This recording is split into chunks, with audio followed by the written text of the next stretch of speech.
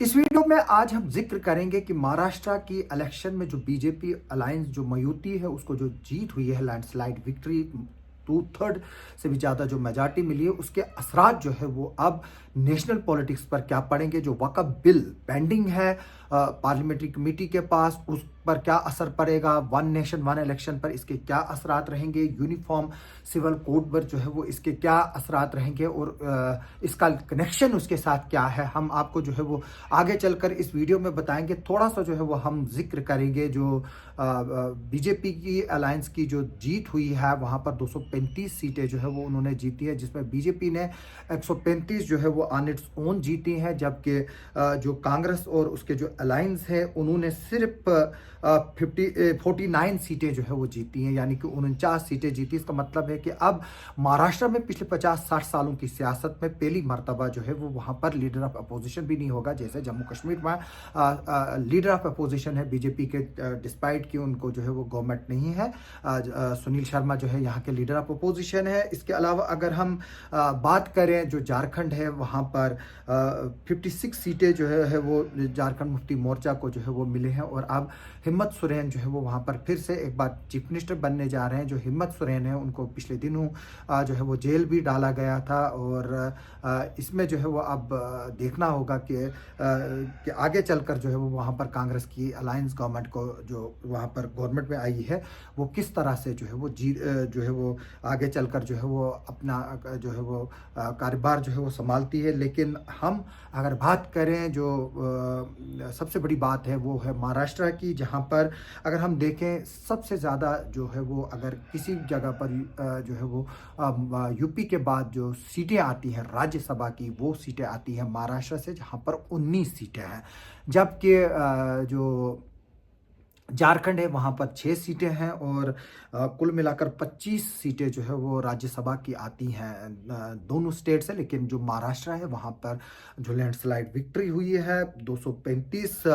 सीटें ली हैं जो बीजेपी की अलायंस पार्टनर है, और उसमें 132 सीटें जो है वो बीजेपी ने जीती है। मैं माफ़ी चाहूँगा, पहले मैंने 135 बोला है, ये 132 सीटें हैं और जिसको मयूती अलायंस का नाम दिया गया है। जबकि विकास अघाड़ी जिसके जो एक कांग्रेस, एनसीपी और शिवसेना उदय बाला साहब ठाकरे की जो है वो पार्टी है, वहाँ पर जो है उसमें जो है वो शामिल हैं, जिनको एक बड़ी हार का जो है वो सामना करना पड़ा। और इसमें जो मैं बता दूं कि जो बीजेपी है, उन्होंने बीजेपी लेड एनडीए जो है उन्होंने झारखंड में सिर्फ 24 सीटों पर जो है वो जीत हासिल की है। और अगर हम देखें कि जो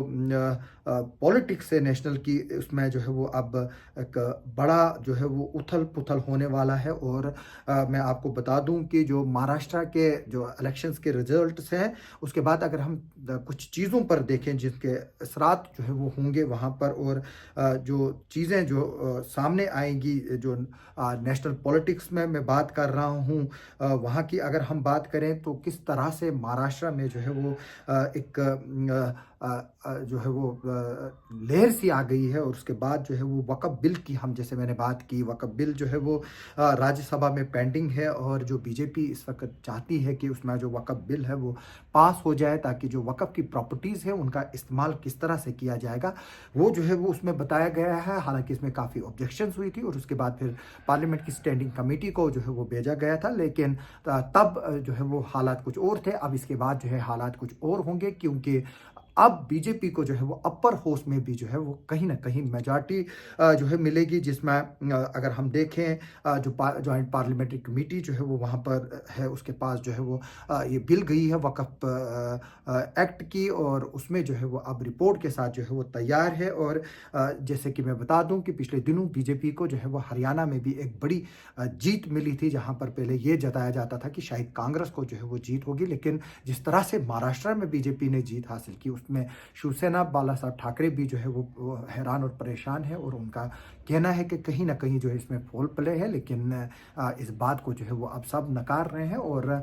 कांग्रेस ने जो है वो हार को जो है वो महाराष्ट्र में जो है वो एक्सेप्ट भी किया है। और इसमें मैं ये भी बता दूं कि जैसे मैंने बताया कि जो यूनिफॉर्म सिविल कोड है उसको लेकर जो है वो बात होगी और वो भी जो है वो अब एक तरह से जो है वो स्ट्रेंथन होगी गवर्नमेंट वहाँ पर जो है वो लगाने के लिए यूनिफॉर्म सिविल कोड। हालांकि जो पार्लियामेंट है वहाँ पर बीजेपी को जो है वो अपनी मेजॉरिटी नहीं है, उनको जो है वो नीतीश कुमार का सपोर्ट है। और अगर हम देखें तो चंद्रबाबू नायडू की सपोर्ट है जो बीजेपी की गवर्नमेंट है। और उसके अलावा जो सबसे बड़ा इशू है वो बीजेपी के सामने वो कास्ट सेंसस को लेकर है, जिसमें नीतीश कुमार और जो चंद्रबाबू नायडू है वो भी जो है वो सपोर्ट कर रहे हैं। उसके अलावा चिराग पासवान जो कि एक कैबिनेट मिनिस्टर भी है और बीजेपी की सरकार का हिस्सा भी है, वो भी जो है वो इसको सपोर्ट कर रहे हैं। और अब ये देखना होगा कि बीजेपी जो है वो इसको किस तरह से जो है वो निभा पाएगी। मैं ये भी बता दूं कि जो स्लोगन था कि एक है तो सेफ है और बटके तो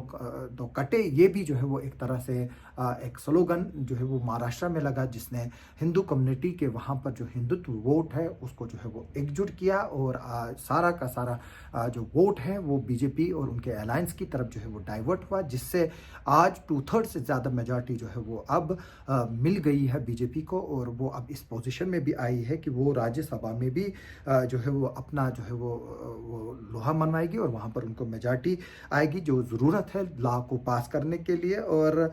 जैसे कि मैं बता रहा हूँ कि इसमें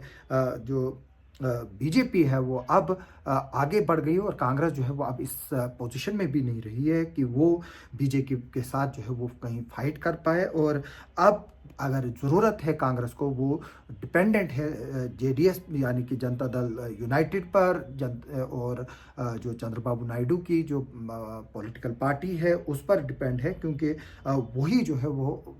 अब बीजेपी को रोक सकते हैं। कांग्रेस जो है वो अब एक तरह से बैकफुट पर चली गई है, ख़ास तौर पर जैसे कि मैंने बताया कि 19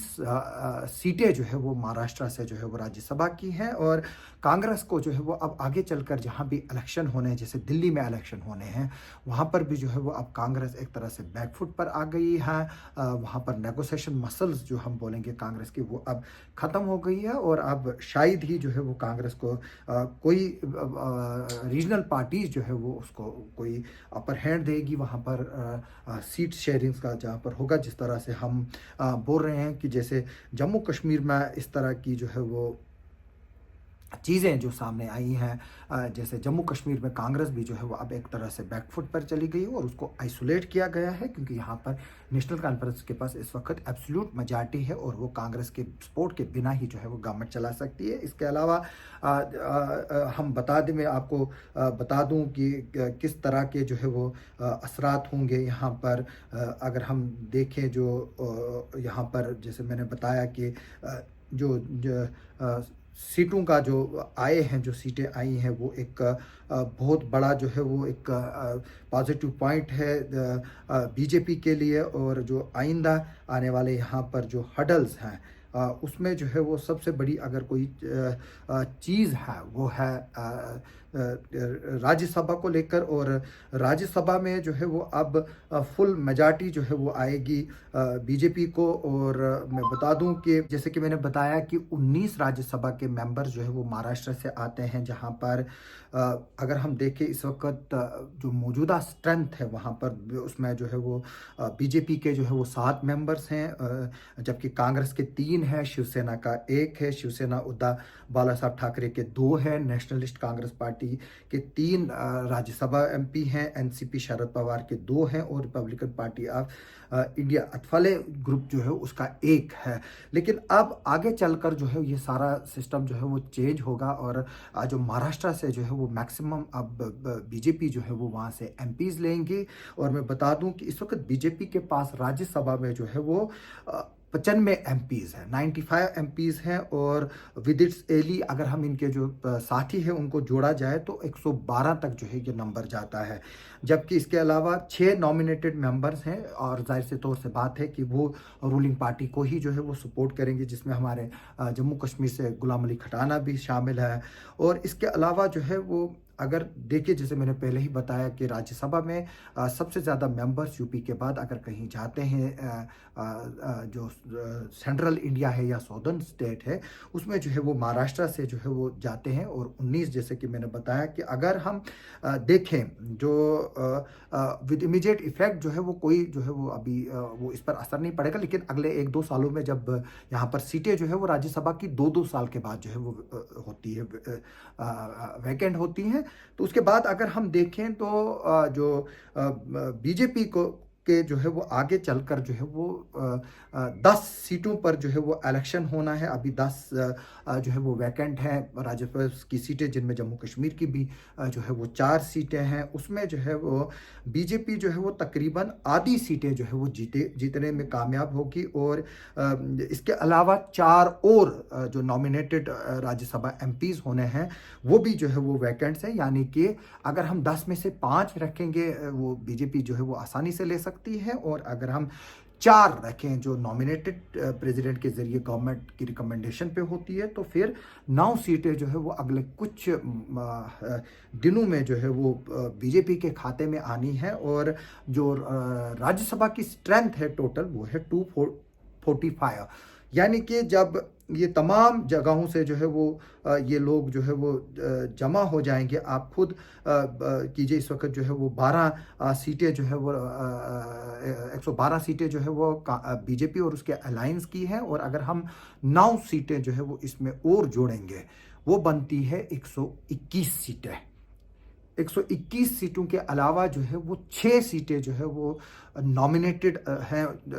तो वो बनता है 125, यानी कि जो राज्यसभा की स्ट्रेंथ है, जैसे कि मैंने बताया कि उसके मुताबिक जो है वो फिर 245 में से अगर हम जैसे मैंने बताया पहले ही कि 12-21 तो 4-25 बनती है, यानी कि 125 सीटें जो है वो हाफ मार्क से ज़्यादा होती है। और फिर जब महाराष्ट्र में राज्यसभा की सीटें वैकेंट होंगी तो जाहिर से तौर से बात है कि वहाँ से 19 में से जो है वो तकरीबन अगले 2 सालों में या 3 सालों में जो है वो 19 में से जो है वो 16 से 17 सीटों पर जो है वो बीजेपी का वहाँ पर कब्जा होगा। और इससे जो है वो फिर वहाँ पर जो है वो फर्दर स्ट्रेंथन होगी और बीजेपी जो है वो 132 के करीब सीटों पर आएगी, यानी कि जो हाफ मेजॉरिटी है 245 की राज्यसभा में, उससे जो है वो ज़्यादा होगी। और बीजेपी जो है वो फिर आसानी से जो भी बिल होगा वो अलायंस पार्टनर की मदद से जो है वो राज्यसभा में भी पास करा सकती, जहां पर उसको एक बड़ी हर्डल्स थी। और दूसरी तरफ से अगर हम देखें जो बीजेपी की जो है वो पार्लियामेंट में मेजॉरिटी है, 240 सीटें हैं उनकी। हालांकि मैंने जैसे पहले ही बताया कि चिराग पासवान उनके साथ है, नीतीश कुमार उनके साथ है, चंद्रबाबू नायडू उनके साथ है, और बाकी कुछ इंडिपेंडेंट्स जो है वो छोटे मोटे दल वो बीजेपी के साथ वहाँ पर मौजूद है लोकसभा में। और प्रधानमंत्री नरेंद्र मोदी की, जैसे आपको खुद ही पता है कि ये 3rd जो है वो टेन्योर है। और अब ये देखना होगा कि आगे चलकर जो है वो राज्यसभा का खेल जो है वो कैसे रहेगा, और क्या बीजेपी की गवर्नमेंट को जब राज्यसभा में मेजॉरिटी आएगी तो क्या वक्फ बिल जो है वो आसानी से पास होगा, क्या यूनिफॉर्म सिविल कोड जो है वो लागू होगा और पास होगा, और क्या जो 1 नेशन 1 इलेक्शन है वो अब मुमकिन हो पाएगा। इस पर जो है वो हमारी नज़र रहेगी। आप सबका हमारे साथ बने रहने के लिए बहुत बहुत शुक्रिया।